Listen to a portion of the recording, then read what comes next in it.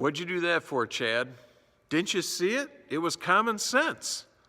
You ever heard something like that? I have. How's your common sense? Well, mine is situational, and I bet yours is too. There's certain situations I have pretty good common sense. I can decipher things and make pretty good decisions quickly. There's other things I lack in, and I need help.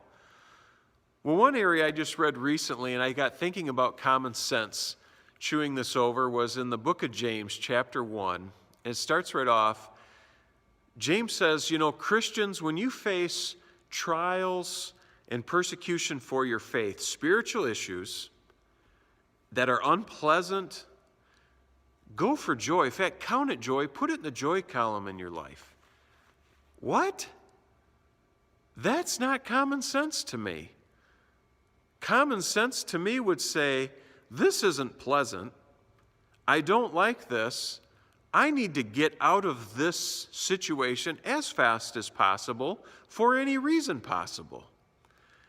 And James reminds us as Christians going, no, go for joy on that. There's a biblical, deep, godly reason you're in that pressure tank right now, and you may not even understand it. And he tells us that if we lack wisdom, to seek God on that and to trust him and stand in faith. And it's interesting because, when we do that and trust the characteristics of God, trust his promises, enter into that faith arena, seeking his wisdom in a situation I may never understand it, but I go for joy column. God does an amazing thing and exchanges peace to me for that. That's amazing. That's where we meet Jesus, is in those moments of life like that.